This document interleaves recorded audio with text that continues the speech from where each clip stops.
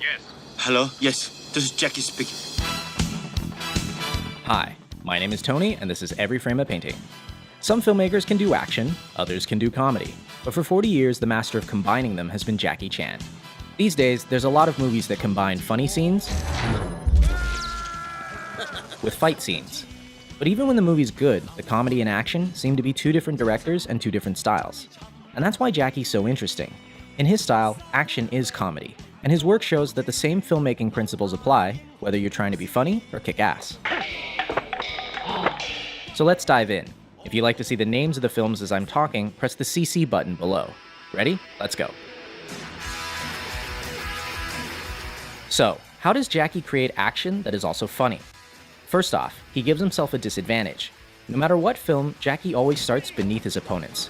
He has no shoes, he's handcuffed, he has a bomb in his mouth. From this point, he has to fight his way back to the top. Each action creates a logical reaction. And by following the logic, we get a joke. In movies, this comedic style goes back to the silent clowns like Chaplin, Lloyd, and Keaton. But I think Jackie has distilled it down to one line of dialogue. Please! I said I don't want trouble! Because he's the underdog, Jackie has to get creative, which brings us to point number 2. He uses anything around him. This is the most famous aspect of his style. Take something familiar, do something unfamiliar. I've seen him fight with chairs, dresses, chopsticks, keyboards, Legos, refrigerators, and of course, not only does this make each fight organic and grounded, it also gives us jokes that couldn't happen anywhere else. Number 3, Jackie likes clarity. He doesn't do dark scenes where everything is color-corrected blue.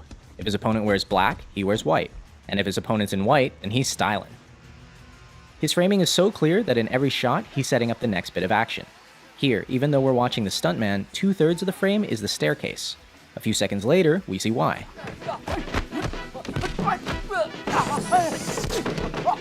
He keeps things clear by rarely using handheld or dolly moves. Like an American movie, you can see there's a lot of movement. When the camera angle movement, that means the actor, they don't know how to fight. In slow motion, you can see how the camera operator swings around to make the hits seem more violent. But since Jackie can fight,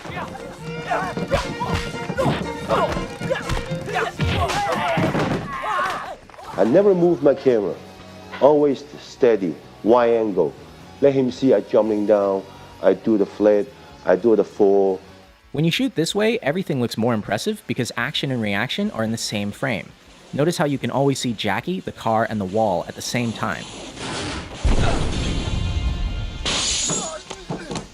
But a similar stunt from Rush Hour 3 never includes all of the elements in the same shot, and it doesn't work.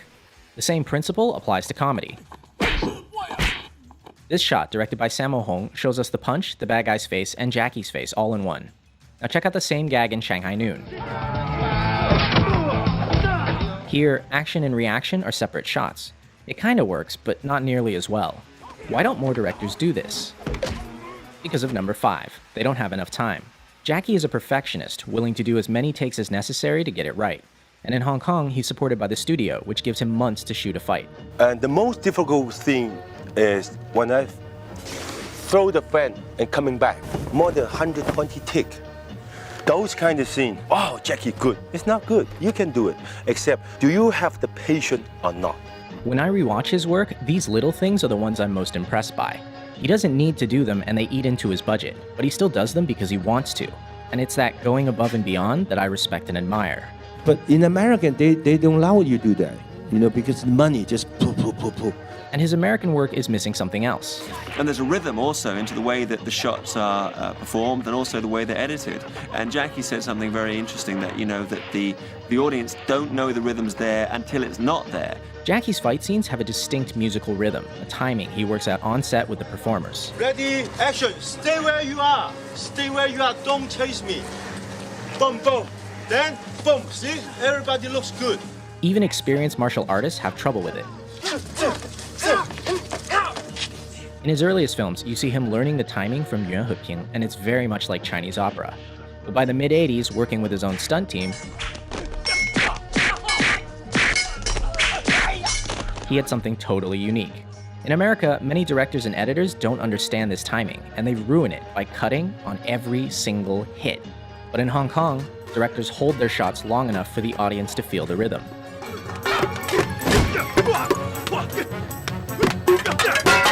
The most important part is editing. And most of the directors, they don't know how to editing. Even the stunt coordinator, they don't know how to editing. Hong Kong directors like Jackie and Sammo cut a particular way. In the first shot, you hit your opponent in the wide. In the second shot, you get a nice close-up. But when you cut the shots together, you don't match continuity. At the end of shot 1, the elbow is here. At the beginning of shot 2, it's all the way back here. These 3 frames are for the audience's eyes to register the new shot, and they make all the difference. I'm start from here, here. But 2 shots combined, this is zone. That's power. In other words, show it twice, and the audience's mind will make it one hit that's stronger. By contrast, modern American editing doesn't show the hit at all. At the end of shot 1, the leg is here. At the beginning of shot 2, it's in the same place, going backwards. But because they cut at the exact frame of the hit, it doesn't feel like a hit. A lot of people think this is because of the PG-13 rating, but even R-rated films do this now. It looks like a bunch of people flailing around, instead of a bunch of people getting hurt.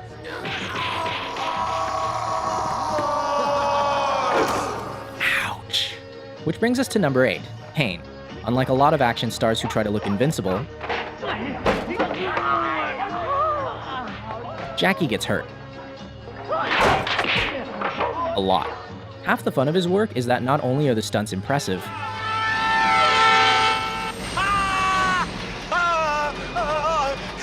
there's always room for a joke. Pain humanizes him, because no matter how skilled he is,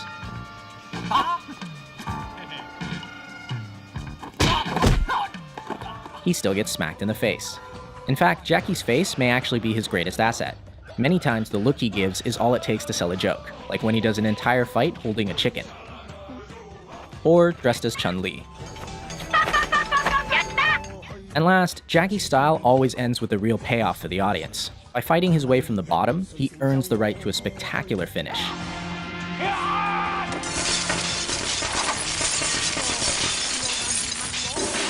He doesn't win because he's a better fighter, he wins because he doesn't give up. This relentlessness makes many of his finales really impressive and really funny. And it's in direct contrast to a lot of his American work, where bad guys are defeated because someone shoots them.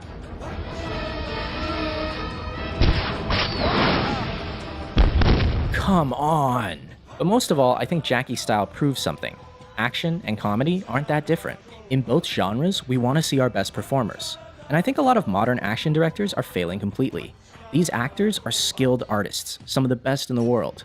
Why are the directors so unskilled? Why am I paying money to not see the action? Whatever you do the best you can, because the film live forever.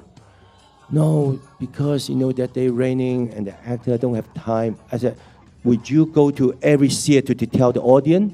No, the audience see on the theater, good movie, bad movie, that's all. Exactly. This work will last. And on that note, I leave you with the greatest death scene in film history.